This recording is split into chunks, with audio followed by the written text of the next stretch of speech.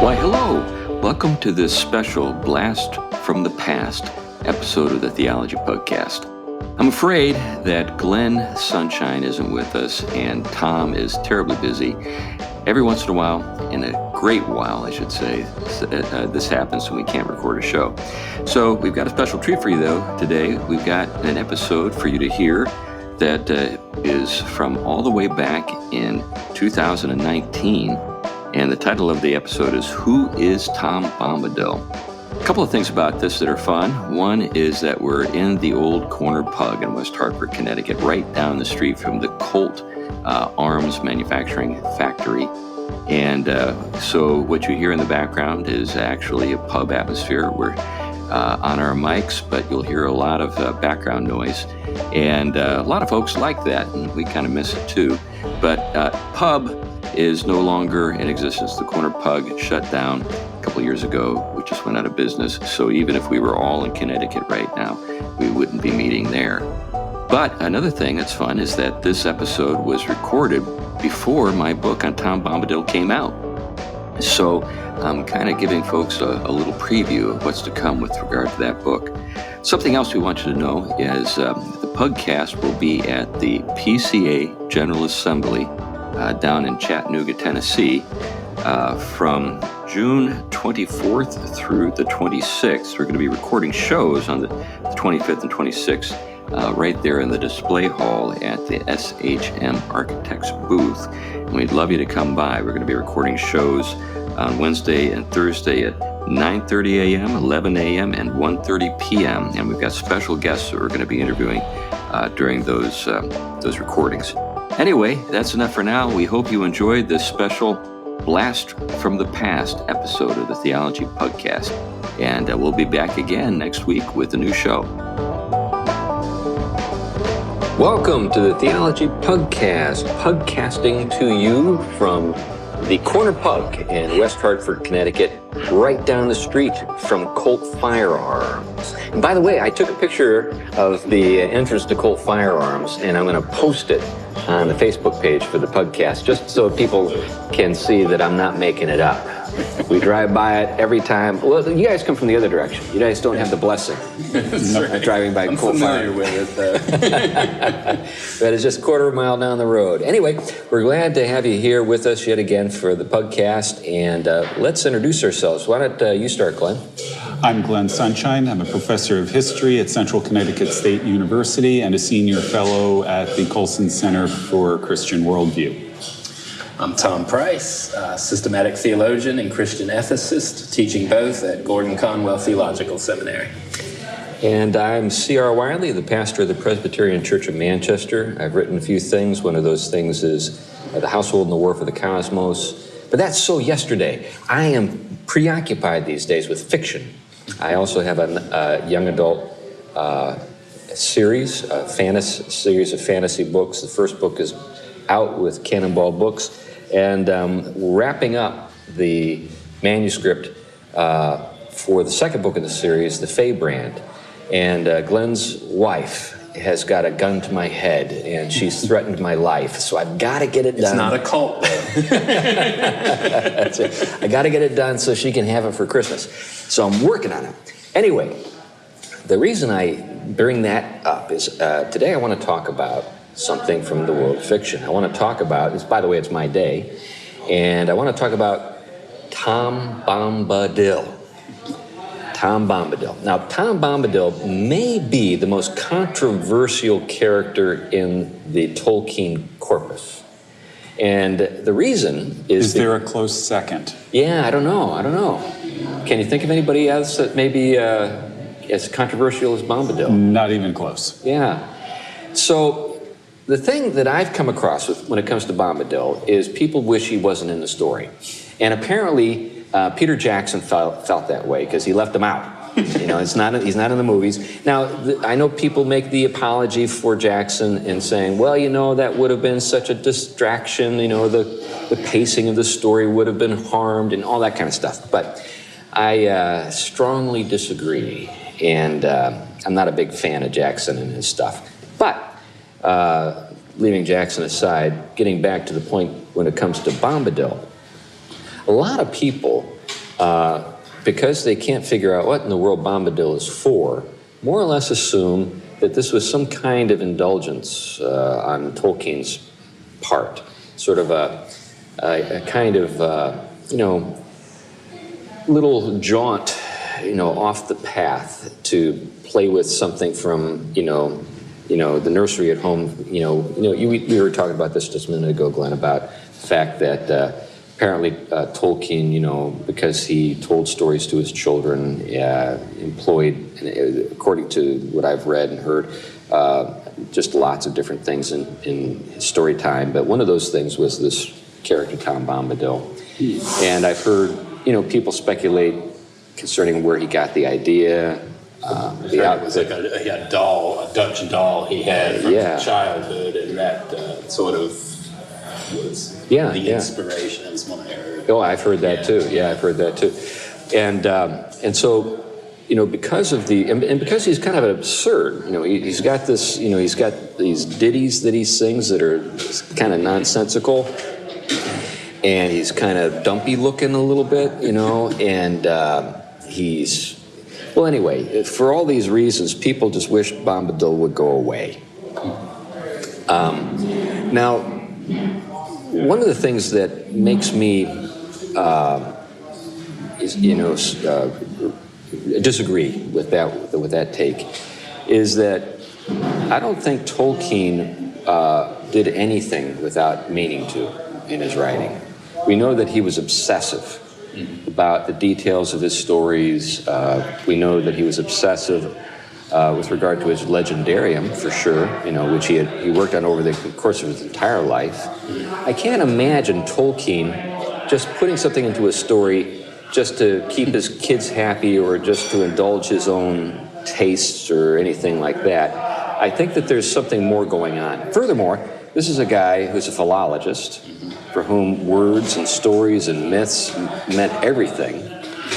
And consequently, I think that there's something much more significant going on with Bombadil. In fact, I think Bombadil is the point. Now, that's the controversial thing I'm presenting to you today. But I wanted, before I get any further and you guys respond to some of these ideas, I want to read some notes that I got from my daughter-in-law. My daughter-in-law is a English teacher at a classical school in the Nashville area, and she's actually teaching a class on Tolkien right now. And so she heard that I was going to bring this up for the podcast, and she said, "Oh, maybe we can, have the kids do something with regard to, the content of the show today." And I said, "Well, how about if you just have them, write out their questions, in terms of what is this Bombadil character all about?" So I'm just going to read these notes just in succession. There are no names attached to them, but then they'll serve as kind of a backdrop as we continue the discussion. So the first note is this: why are Tom's powers limited to the forest? I think that's a really good one. If you remember, Tom Bombadil lives in the Old Forest, which is right next to the Shire, right on Buckland, with that side of the Shire. Here's another question: why does Tom wear blue and yellow? I hadn't thought too much about that, but that's a good question. Red, Colombian. The question that I have is, who wears yellow boots? Come on. That's right. Little girls wear yellow boots. In fact, I saw a little girl on Sunday night with her yellow boots at our church's backyard fellowship. Anyway, another question: why does Tom not disappear when he puts on the ring?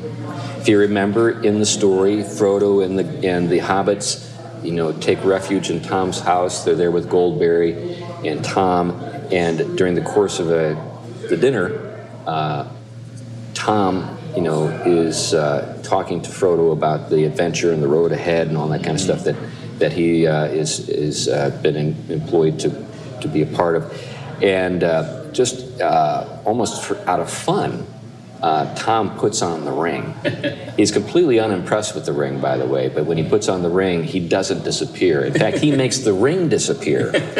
If you remember in the story, Frodo is shocked and even kind of panic-stricken when he can't see the ring anymore because, you know, like an uncle that gives you Dutch rubs or something like that. You know, Tom had just played a little trick, a little sleight of hand, and made it disappear. And isn't their response at one point is, who is this Tom Bombadil? They ask Goldberry. Right. So they're just as puzzled as all the readers are. Who is this guy? Right, and we'll get to that conversation it's like too. after Jesus come, the... Yeah, right. Who is this? That's right. Right. So let's see. There's one. What is the origin of Tom Bombadil? Where does he come from?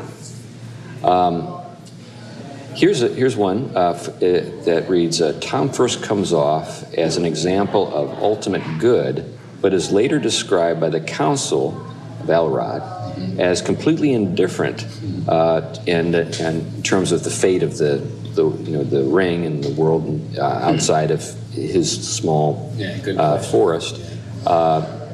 Where do you think he lies and why? I think what's being asked there is he good? Is he bad? Is there such a thing as kind of unaligned? You know, that kind of thing.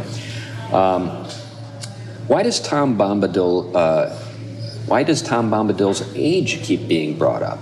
That's interesting. Remember, Tom says in response to the question, "Who are you?" You know, he says, "I'm the oldest." You know, he says, I've been here since the start. You know, I remember when the first acorn fell. You know, I think that's what he says, if I remember correctly. Anyway, that kind of gives us a little start here. I didn't go through all the questions. Sorry, kids, I didn't read them all, but we ought to transition here a little bit. Now, how do you respond to some of these questions or some of these observations about Bombadil? Actually, I'd like to go back to one of the things you said about Tolkien as a philologist.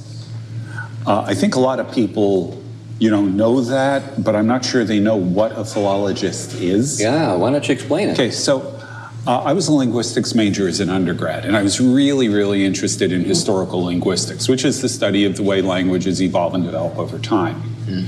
A philologist is something like a historical linguist, but the difference is the philologist sees in the evolution of language hints about culture, so that when you look back at the way a language is structured, you look at the vocabulary and things like that, it tells you something about the culture and the society that used the language. So the example is that all the Old English words for warriors revolve around horses.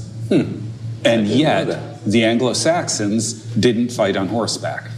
So Tolkien concluded that at some point, the ancestors of the Anglo-Saxons must have been horse warriors. Riders of Rohan. Therefore, the riders of Rohan speak Old English. The language provides a clue to the culture. Now, and if you're thinking like a philologist, then what Tolkien is doing in Bombadil, because Bombadil is constantly playing with language in his rhymes and things like that. There is something really profound that must be going on there. And he's almost tied to, sorry about that, he's almost tied to a different notion of time, for example. And because of that, it talks about the way in which he's related to almost the rhythms of nature.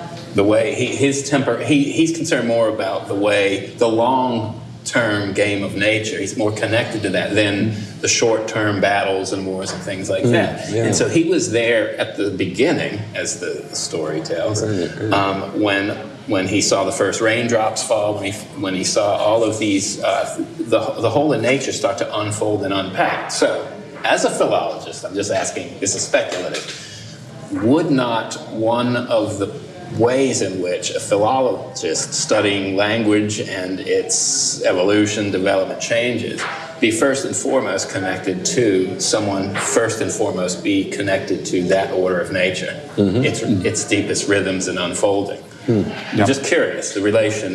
Well, and then you can take it a step further, which is something we talked about before we started recording. In Tolkien's creation myth, it's all built around music. And in a sense, what Tom is doing is echoing the music of creation and using the music of creation which sounds like simple, childish nonsense to us, that's saying something about the nature of creation itself and the way God, or the gods, perhaps, in Tolkien, because that gets a little complicated, the way that they control, shape the world. And the nature of the world. The nature of the world. And that this simple, childlike or childish even, kind of music that shapes and molds everything around it. This brings us to something I've been thinking a lot about, and we've talked about before, and that's Adamic language. The language is of the garden and the original language. And, throughout the history of the West, there's been this longing to know that language because it was believed that it would provide the kind of dominion, or be a means of exercising the kind of dominion that had been lost. If we think about the confusion of language, at Babel, and and it came about as the result of hubris, about the desire to make a name for ourselves. When you think about what was the purpose of the building of the tower at Babel, there were two sides to it. One was so that they would remain unified, that we, so we wouldn't be scattered over the face of the earth, and that we can make a name for ourselves. And then the Lord comes down and confuses the language. So there's this interesting relationship between language, dominion, power. That's right. And this is one of the places where, of course, where the postmodernists, I think, are onto something. But I don't think they believe in Adamic language. I just think that they believe in the power of language, or the power of language to deceive. Yeah, for the postmodernist, language is a tool that you use to shape society, basically. And so it's artificial, and it bears no real connection to anything substantive in the world, but it is used in the sense of providing you with social and therefore political power. So in Tolkien's mind, and in this idea of Adamic language, what we're looking at is something really different. It's the idea of language. We did a podcast a while ago where I was doing what I called a word ramble, borrowing from John Chardee, where language, a lot of the words that we have that we associate with language are actually connected to concepts that we would describe as magic, as genuine power and things like that. And I think that that's much closer to the way Tolkien saw language, certainly the way he uses it with Bombadil. Yeah. Well, you think about, in the course of that episode in the Old Forest, we had the hobbits come under the spell of Old Man Willow. So they're traipsing along, and they suddenly feel very sleepy, and and they take a seat underneath this big old willow tree, and next thing you know, they're falling into the water or being pushed in by the roots, and then the tree closes on I think it's Merry and Pippin, and then Frodo just begins to yell for help and running down the path, not having any sense that any help could possibly be in hearing distance, but sure enough, there comes Tom Bombadil, singing, right? Singing. That's right, doing his ridiculous ditty, and then he comes to the tree, and of course, what does he do? The first thing he does is he hits the tree a few times with a branch, and then he, speaks to the tree. And if I remember correctly, and there may be a listener out there who can correct me, but if I remember correctly, he speaks into the tree something that can't be heard. The tree hears it, and immediately the tree opens. Yeah, I think you actually, if my memory is right, he speaks into the tree, then he whacks it. You're probably right. Meaning, I really mean it. Yeah. But I don't think that anyone would think that the whacking of the tree with the stick was the thing. No. Yeah, because not even close. Right. Yeah. But my suspicion is that what we've been thinking about, this thread of Adamic language, sort of the understanding of the nature of things, the original song that brought everything into being, all these things are connected, and even the word and the power. It's somehow connected to, the true nature of things. So here's my theory with regard to Tom's use of language and its power over the world that he is the master of. By the way, we'll get into that. He's referred to as the master by Goldberry. But my theory is that he remembers the song. He knows the true nature of the tree. He knows the true nature of the willow, and he's calling it back to its true nature. Well, and if you think about the larger images that Tolkien uses for evil, they inevitably involve the destruction of nature. They involve gears and wheels and machines and things like that. And that in the eyes of Sauron or Saruman, this is the source of power. This is the root of power that we can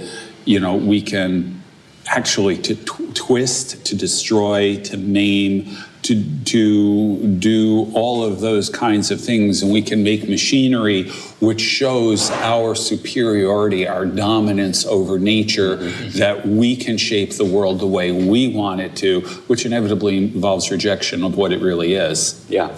And Bombadil's power is in childish songs that don't distort or destroy nature, but that exercise proper dominion over it. Yeah, I think that's the key. That's the key. My theory is that Bombadil is, in a sense, a kind of lament, a kind of wistfulness, a kind of a proposal of what might have been. This is what dominion, biblical dominion, looked like in the garden. And so what you have there, for just kind of summing this up, if I'm following it right, is that you have these two contrasting notions of power and dominion. And one of them is one that actually is not in the fallen state, if we can use that language in this story. It's one that is connected to the heart of the original creation. It's something that knows it from the beginning. It knows the song of creation. It knows how that song has infused itself into the very heart of that creation. And so it can speak the language that addresses the heart of the creation.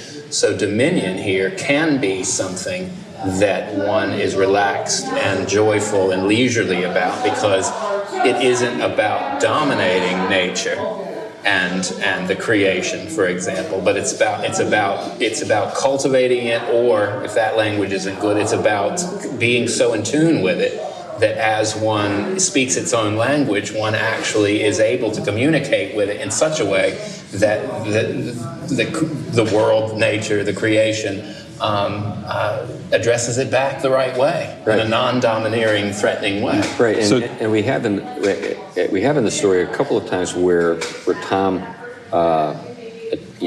actually fights evil. One was the willow, and then you have the barrow right. And in both cases, Tom is not indifferent.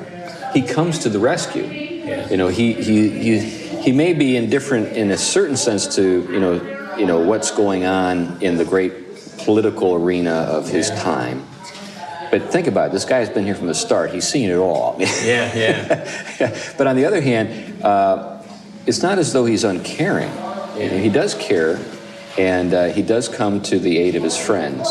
He's particularly interested in the fate of his ponies. I remember that,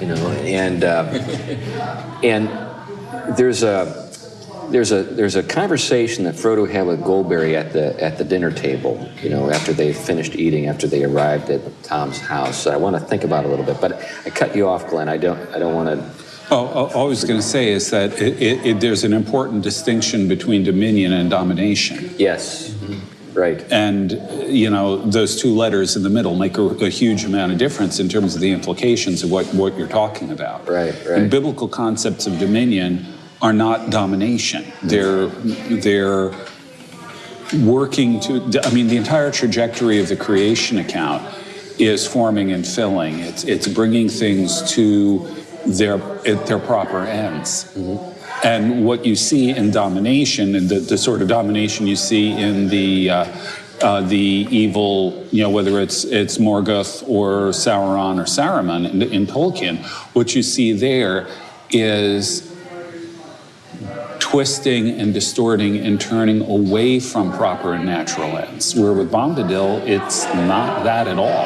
And I think what that implies is that when you lose natures, like human nature, the nature of things, then it inevitably, I think, it leaves you with nothing but domination. That's right. Because what you have at that point is just inert material that needs to be formed into something. And welcome to Nietzsche's will to power.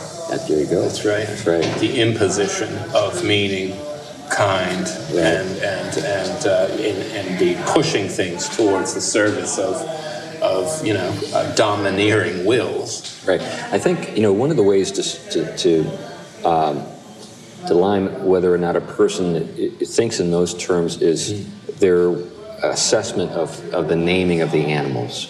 Remember, the animals are brought before Adam, and he gives them their names, and whatever he calls them, that's the name they go by. Now, what guides this process? I mean, is it just kind of, now we're not told. I mean, it's one of those pregnant silences. How do you read that? And I think it says something about the reader, how that person reads it. But if we say that it's an arbitrary act, it's just whatever sounded nice to me, or that kind of thing, I think you fall into this problem of domination. I think you become a dominator rather than if you are looking. If you're able to discern the nature of a thing and give it the name that actually describes what you're seeing, then you're talking about what we're talking about. It's very interesting because Tolkien, in one of his letters, he actually talks about the way in which he understood Bombadil, in a sense that he had once named it sort of what he would call pure science. Bombadil represents the purity of real science, and what he means by that is the way in which someone in the right kind of detachment would be related to it. And what he means by that is the right kind of disposition that isn't domineering of it and forcing it to do something. It's one that is actually recognizing the true, distinct gift that the other thing is. That was sort of, he uses the term other there, but in that he's talking about the way in which, what would it be like if someone were genuinely related to creation and nature without falling into the power trap that it's become basically enchanted under. And that's what he meant there by it being the kind of real or pure science, because he's not looking for it to do something for him. He's standing in relationship to it in a way that actually sees it for what it is and is able to relate to it in a way for what it is, and speak to it, sing to it, and not manipulate it or put it in some kind of under his management. Right. Well, in Hebrew, names are supposed to reflect nature. Right. Yes. Which is why every time someone has a significant encounter with God, pretty much God renames them because they've become a different person, and so they need a different name. So I think that I think the text tells us, just if you understand this notion, that when Adam names the animals, he's expected to give them a name that reflects their nature. It's not like God's going to bring an animal before him and he's going to say, all right, that's Phil. I mean, it's supposed to really reflect what the creature is. So in naming the animal, you are identifying its nature. And with that, there's a degree of what naming also conveys with it, the idea of authority. If you are giving something a name, you are claiming authority over it. And this then ties in with all kinds of Celtic and other magical conceptions that a thing's true name gives you power over it. So by pronouncing the name, again, moving to Tolkien now, by knowing the names, by knowing these things, you exercise dominion, you exercise legitimate authority, and you exercise, well, frankly, control over it in accordance with its nature. Yeah, that is the key, in accordance with its nature. And I think that's what he meant when he was saying this was a pure view of science. That's right. And knowing something, because you're knowing it according to the nature or gift that it is. And by doing that, you're naming it the right way. And that way, the exercise of authority that one has, or the relation one has to it, is such that it's proper versus I think at this point we need to set up a guardrail. Yeah. And the reason I say that is we live in a time where people feel like they have the authority to name themselves. Yeah. So naming yourself is not what we're talking about here. We're not talking about the kind of libertine freedom that says no one should be allowed to impose anything upon me. I don't have a nature either. I don't recognize my own nature. My nature is whatever I choose to be. So that kind of Next week's topic. that's right. So that's not what we're talking about here. We're not talking about that. In fact, what I think would happen with, say, someone like Bombadil is he would remind you of your true nature. If you departed from your nature, he would call you back to it. Yeah. Your nature was not. It's as we've talked about before in other contexts. It's gift. Mm-hmm. It's something that is given to you. It's not something that you create out of whole cloth. That's right. And you don't even really have connectedness to it any longer to be able to read it off of some kind of direct surface. Right. And that's interesting because Bombadil still does. It's the other characters that are caught in this web and stream of.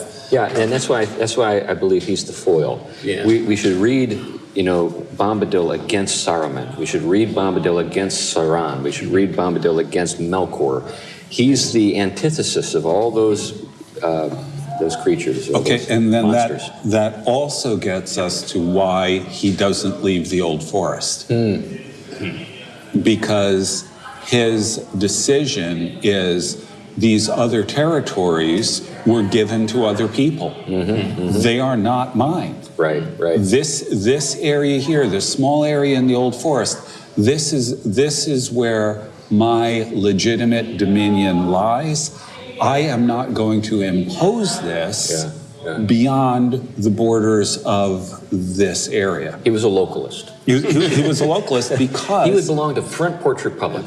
Because he can counterweight if he they're slumbering with me. It's amazing. But the point is, these other territories are given to other people, and so no matter how much they screw it up, right? That's their responsibility. That's right. And they're that's accountable their to area, and they're accountable to it. That's why the ring has no power over him, because he doesn't care about it. It doesn't come from his territory. He doesn't even recognize it as being of any significance. Yeah, it doesn't come from his territory, but it also gives him something that he has no interest in. Right. Which is control over. Like if you think about the idea of disappearing. When you put the ring on, remember that episode? Of course, when Frodo, who's a little miffed at the magic trick, puts on the ring to show how to make sure it was really the real ring. Well, but also to say, I'm an important person. I've got an important job, and you just made fun of it. Put on the ring. I'm going to disappear. Everyone else is where's Frodo? And then Thomas is sort of. I think he's a little miffed, but in a humorous way. He says, hey, Frodo, take off that ring. Your hand is fairer without it. My eyesight hasn't gotten so bad that I can't see you over there. That's right. So and then Frodo's, oh yeah, of course. He's kind of embarrassed that he's been caught in the act. But so I think that now another thing. Now people might think that we're kind of run amok here, that we have allowed our imaginations to run away with us a bit. But I think that there are other things in the corpus, even in the Lord of the Rings, that reinforce some things we've just talked about. Think about Treebeard. Remember when Treebeard meets the hobbits, Merry and Pippin, they're just more than happy to tell him their names. And he says, don't be so hasty now. A name is you shouldn't be telling your name to just anybody. Right.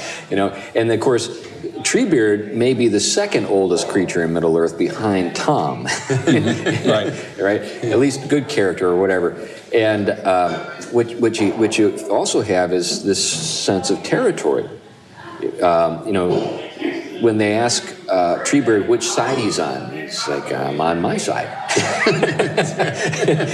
I'm not on anybody's side because no one is on my side. That's right. It's entirely on my side. So. That's right. But when he sees that his trees are threatened by Saruman, he joins the fight. He says, okay, you can't use my trees for your furnaces at Orthanc any longer. It's time for the Ents to go to war. Now, by the way, in terms of names, we tend to kind of downplay that. But I want you to think about the last time you were in a crowded room and someone said your name. All right. Names do give power because they do instantly command your attention. Yeah, right. It's a magical thing, you could say. Yeah.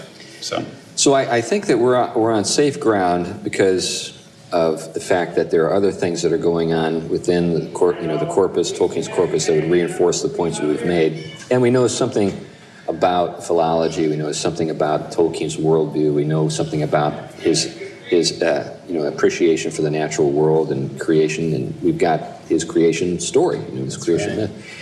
So all these things. So what I want to do at this point is think a little bit about what this could mean for us. Because we're called to exercise dominion, right? So this is not just something I think that is relevant to a particular character in a book. I think it's relevant for us. And so there's this little exchange between Goldberry and Frodo, and Frodo's wondering, what Tom's all about. And so he says, "Fair lady," said Frodo again after a while, "tell me, if my asking does not seem foolish, who is Tom Bombadil?" That, by the way, is going to be the title of this episode. Who is Tom Bombadil? Her response. Now, think about this response in light of Scripture. Yeah. He is. It's the first point. Yeah, he is, said Goldberry, staying her swift movements and smiling. Frodo looked at her questioningly. "He is as you have seen him," she said in answer to his look. "He is the master of wood, water, and hill."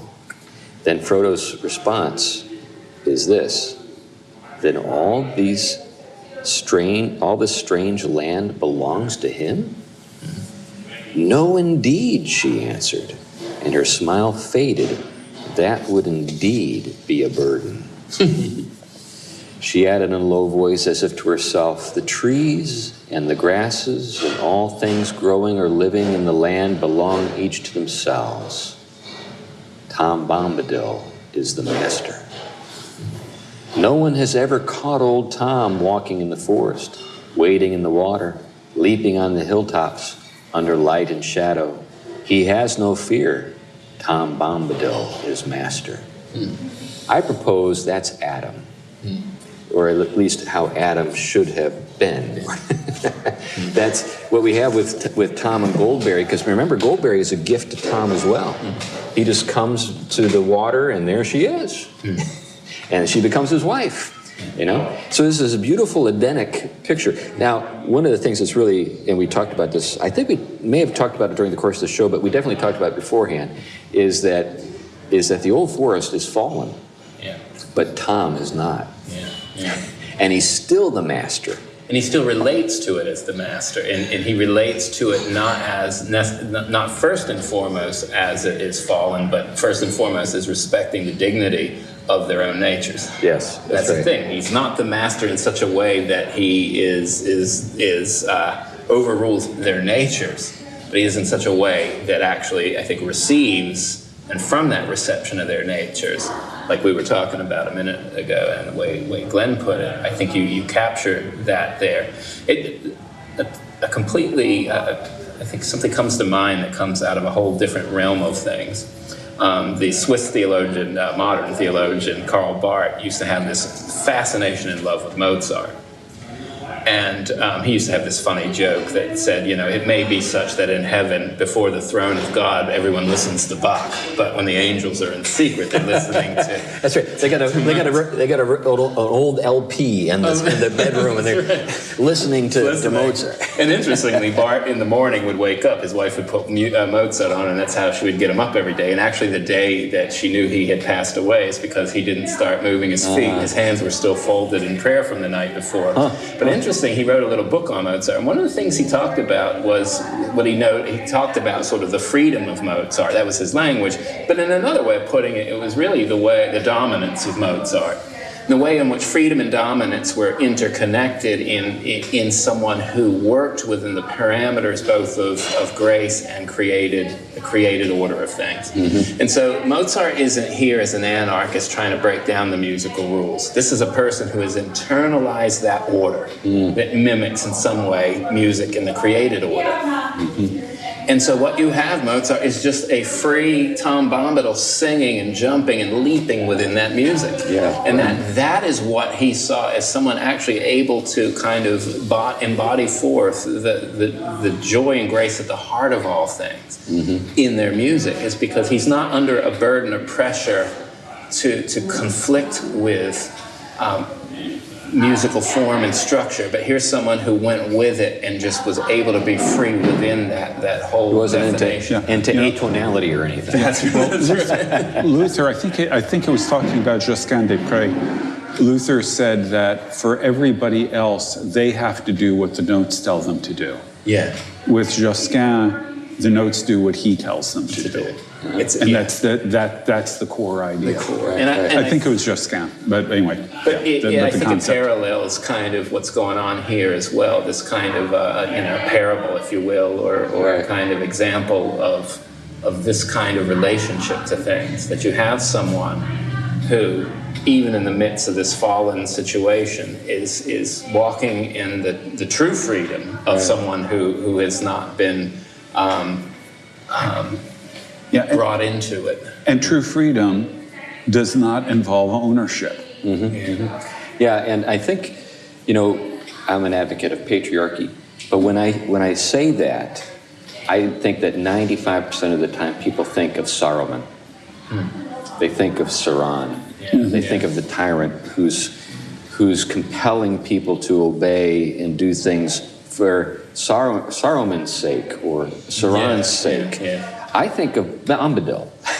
I think the true patriarch is a Bombadil. He delights in the flourishing of those under his care, and he's calling them to their true natures. Now he manages the boundaries. He patrols the boundaries, making sure that the different creatures don't take advantage of each other and that kind of thing. And I think we see that with the Old Man Willow and with the barrel right incidents. He intervenes when evil is occurring. And interestingly enough, the barrows are not in the old forest. Yes, that's good. So he leaves his own territory to rescue the hobbits. He still has authority there, in part, I suspect, because the barrow is unnatural. That's a good or the barrow white is unnatural. And so he is, his authority there comes from the fact that this barrow white is unnatural. It's an evil spirit inhabiting a dead body, and he is returning it to its proper state. And there's almost kind of like a resurrection kind of dynamic to the deliverance of Frodo and the hobbits.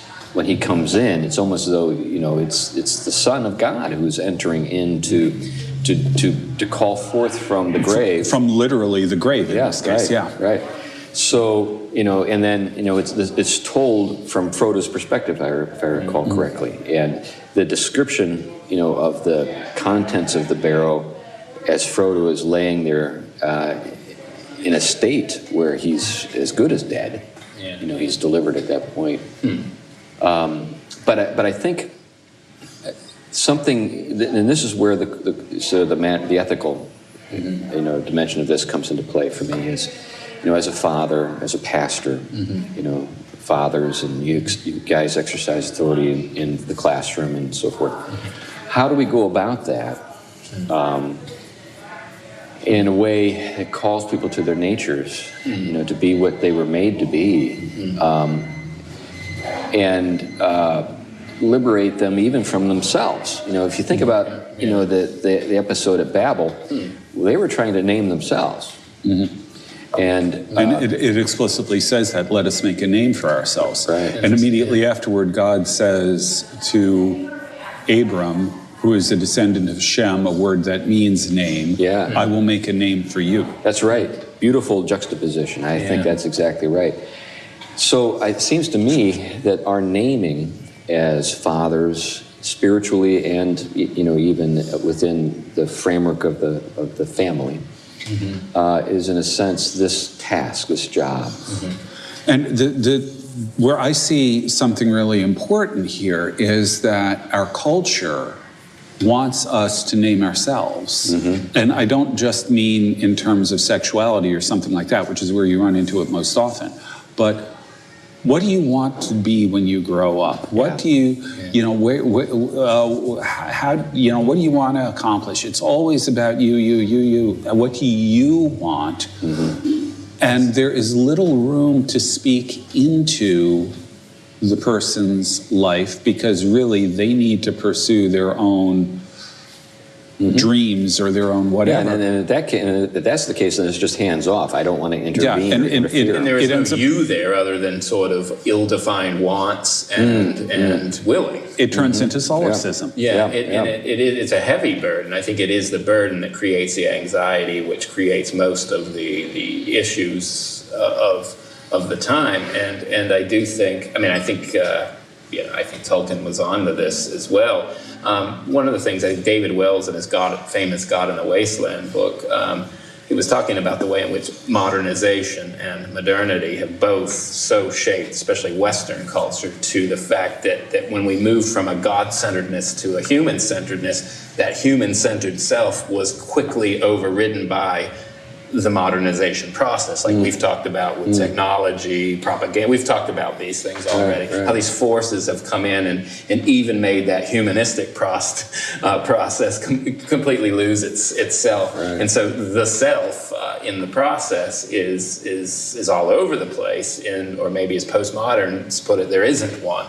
But one of the things he asks in that book is, he says, what do we do? I mean, what is the evangelical world? He says, well, this is what it's done. It's accommodated and basically taken this contemporary psychology, which is the byproduct of modernity and modernization, and basically made it the culture in which we're speaking the gospel, so that the gospel actually is not being able to do its proper kind of engagement because it's being filtered through a framework and a culture in the church that is basically modernist or postmodern psychology.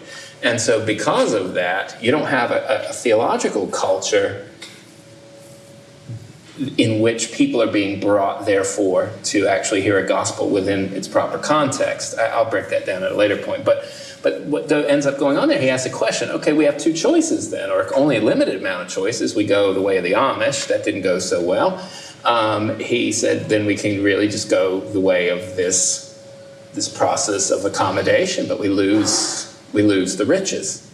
So and I think what's going on here is this kind of question,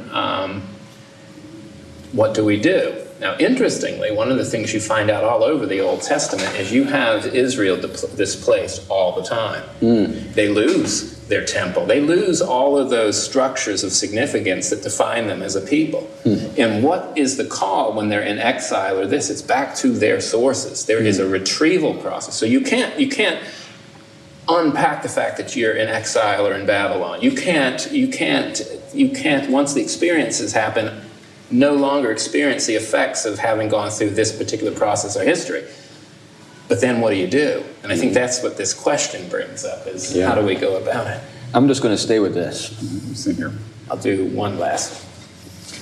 All right. Well, I think, that's an interesting set of observations, Tom. And I think, as a pastor, I'm constantly struggling with how do I frame what I'm saying in such a way that I'm actually not making things worse or feeding the beast that kind of thing. Because it's just remarkable how people can take what you say and sort of, massage it or, force it into the categories that they're operating from every day.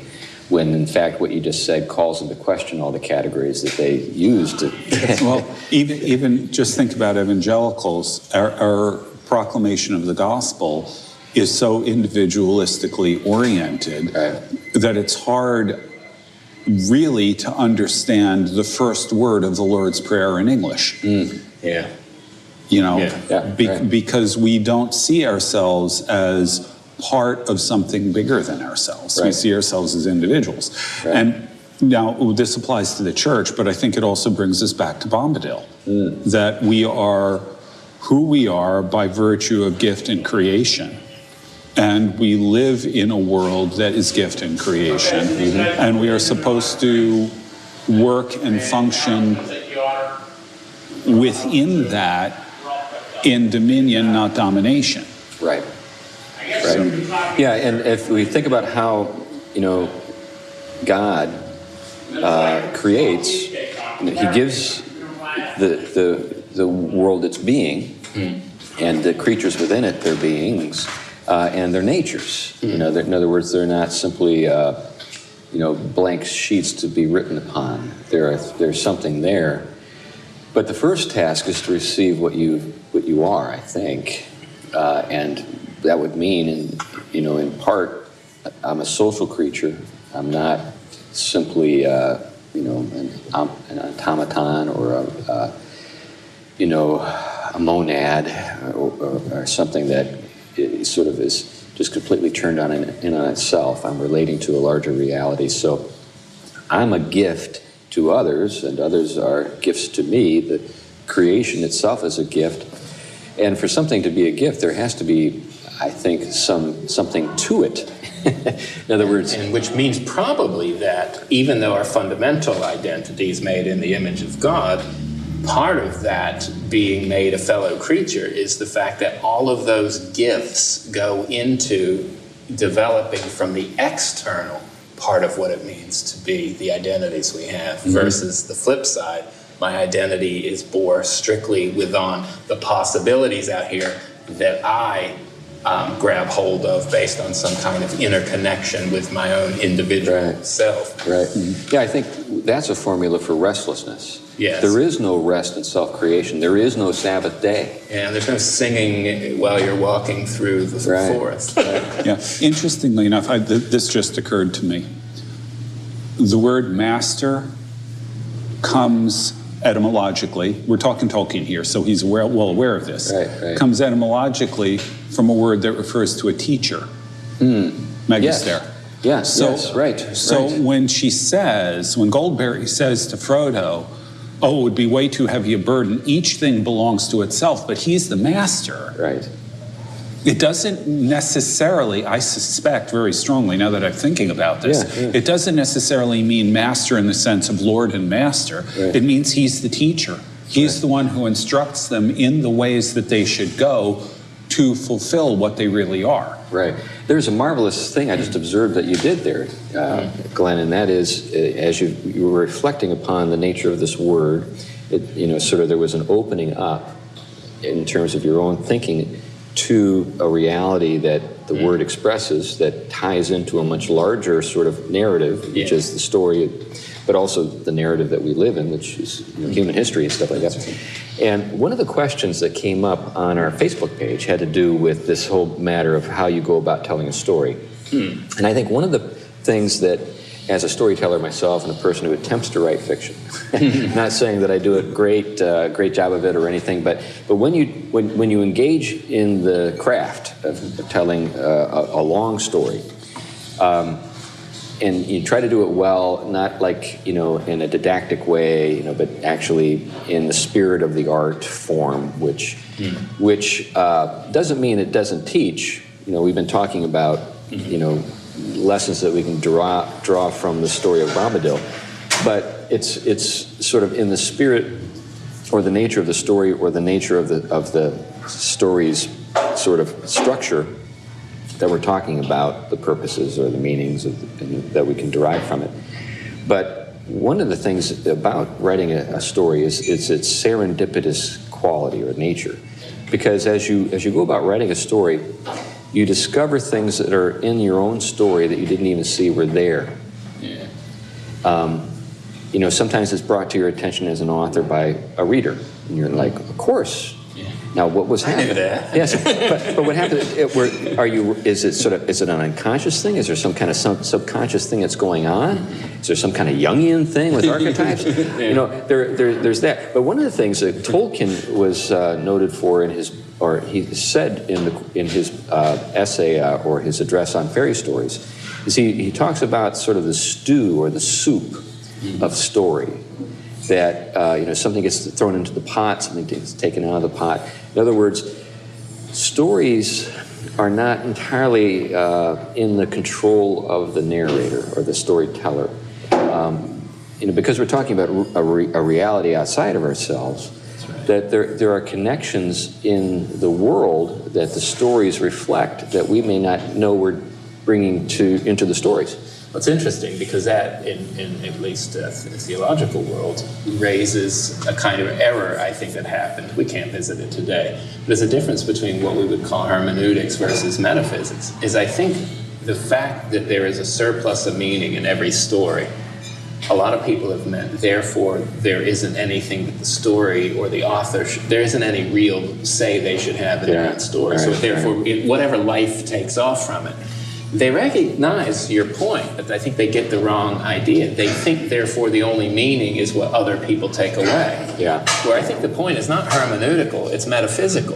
That's it. It's that you're actually, good stories are those that are putting us in contact with the real, kind of like Bombadil is doing. Right. And allowing us actually to make these connections because they are part of reality, not simply our interpretation of what's significant for us in and of ourselves. Right. Yeah. I think when we think about stories in sort of this postmodern way, then the whole task is sort of we're fighting almost with the author. We're trying to again name ourselves, but we're using maybe material that the author has presented to us so that we can appropriate that material for our own ends. But if we're in a world that's suffused with meaning, then we've got a situation in which, like you said, a surplus of meaning means that we can go back to a story, particularly a good one, again and again, and not read into it. It's not eisegesis, but draw out of it things that we've missed before. And I think certainly that's what happens with the Bible. Yeah. But anyway, well, we should probably start wrapping things up. We're getting getting to that point, but this has been such a rich topic. Yeah. I don't know if there's anything that you guys want to say before we wrap up, but if you do, go ahead. Well, I'm sorry, we didn't actually get to all of the questions. That Right. But hopefully, I found this personally really kind of interesting because I've spent a lot of time thinking about Bombadil, so a lot of this was sort of my own ruminations here. But I think it's a really intriguing idea and a really fruitful area to explore, and I wouldn't mind coming back to it at some point. Yeah, we could do Bombadil 2 or something like that. That's right. Anything else, Tom? I think the themes they go along with everything else we're doing, but just from the particular way in which Tolkien did it, and like the other Inklings as well, through the use of imagination, story, and language, and their expertise with it, open these dimensions of reality that have been flattened by the processes, especially in the West, that have kind of knocked deeper meaning and value out of the picture. And I think we'll return to the same stuff even when we talk about other topics. Right. Well, I think as I wrap up my thinking on this, what we have with Bombadil, I'm proposing is sort of the nature of the exercise of dominion in the garden. But that's behind us now. There's no going back. There's a cherubim that's got a flashing sword that's going both ways, keeping us from getting there. And I think the question that comes up at this point is since there's no going back, what are we going to? What does this mean for us going forward? And I think that's when we think about the nature of the kingdom to come and how does it relate to some of these themes that we've addressed. By the way, there's a book that Tolkien wrote called Return of the King. This is eschatology. So I'm wondering about how the end of the story relates to the beginning of the story. That would be good, and even we could deal with that in relation to the topic of eschatology, not so much dealing with all the systematic views, but the larger picture of and how does dominion, as we are to exercise it now in a fallen world, how is that supposed to be how are we supposed to go about it? Anyway, some thoughts that just occur to me and I don't have time to think, say anything about. But thanks for listening to the Pugcast today. We appreciate your interest in our podcast, and we know that a number of folks out there are listening. We get input almost on a daily basis. People sending us messages on our Facebook page, but also in other ways. People find all sorts of creative ways to get a hold of me. Yeah, they do. And some have even been generous to help kind of that's right. sponsor us a bit. Yeah, that's right. We appreciate it. Yeah, we do. Very much. Anyway, that's it for the commercial. Thanks for listening. Bye-bye. Bye now. Bye.